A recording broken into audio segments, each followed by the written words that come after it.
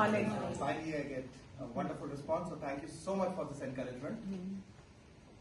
So today I stand before you not just as a lawyer, but also as part of an institution which forms one of the three pillars of the Constitution.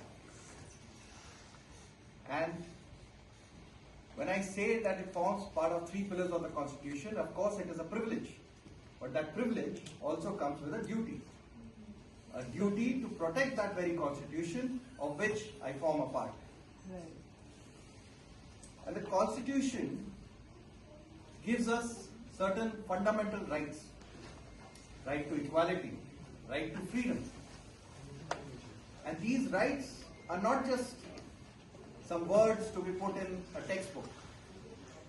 These rights are actually the backbone of our very Constitution.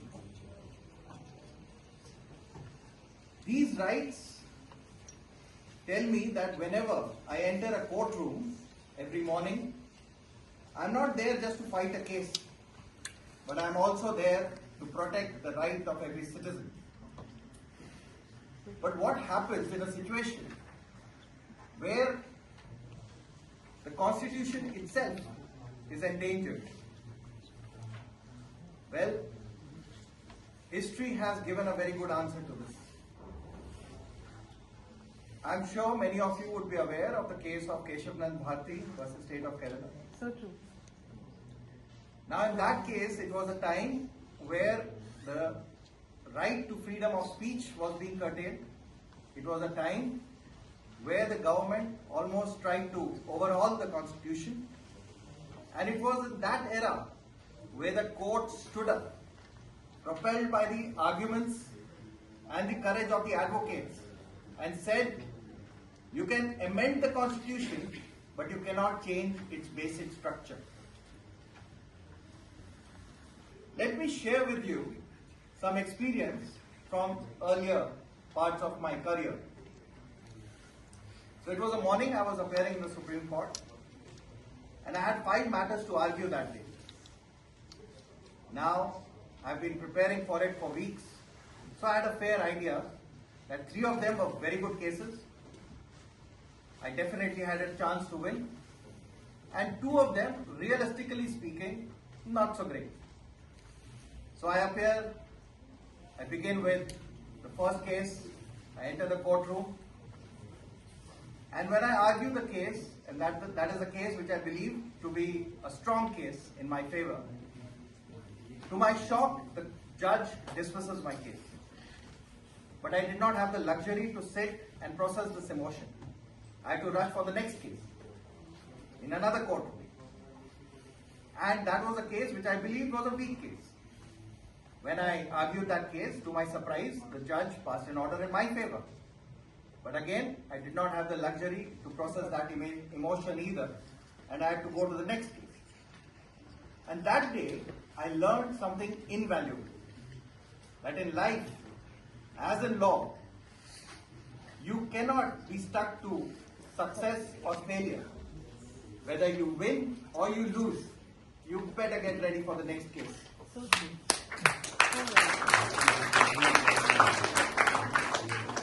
Some victories are good because they fill your pocket. Some because they fill your soul.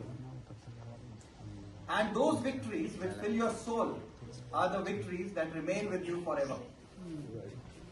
Now, one of the very interesting such cases was a public interest litigation which I had filed, and which led to establishing 40 new courts in Delhi, and which of course resulted in faster pace of litigation in the Delhi courts. But why was that needed? So it was the RTI which got me this information that the government had sanctioned some fast-track courts to be established, but they never became practically implemented.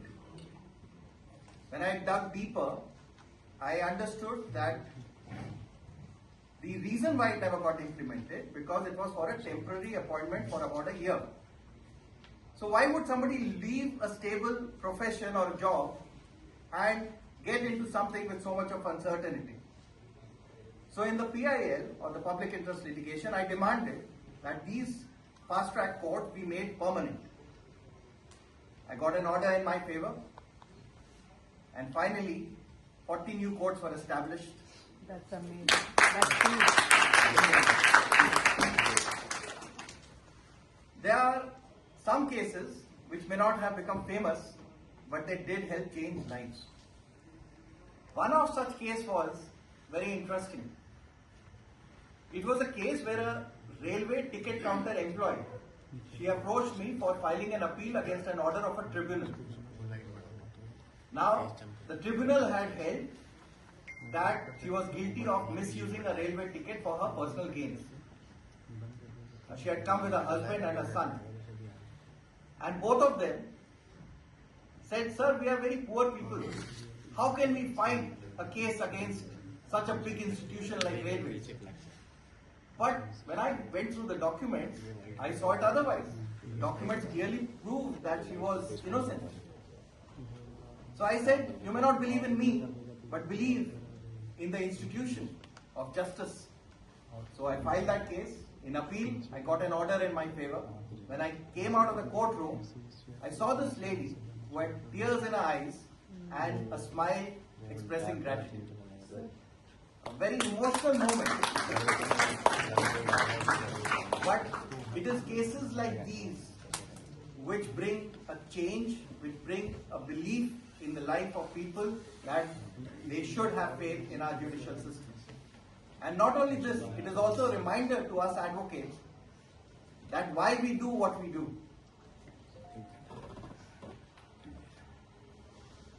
Now, these are some of these examples of the cases. But over the years, I have witnessed a change in the profession.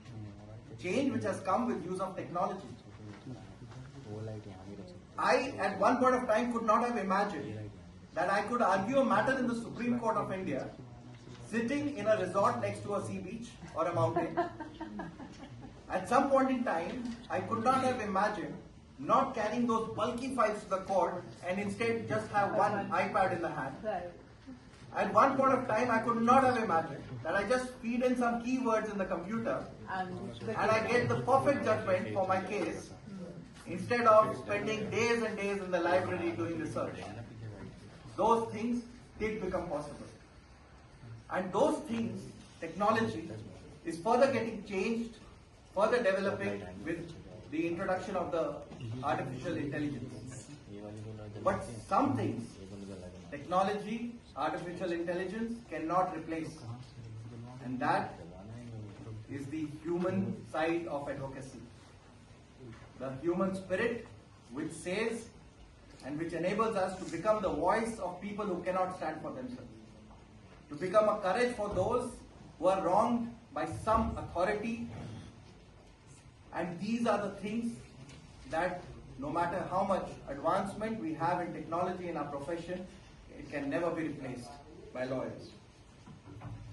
And as an advocate, my purpose, therefore, every time when I enter the courtroom, it is not just to win a case, it is also to secure a right for a citizen and to enable and maintain the belief of the citizens in our judicial system.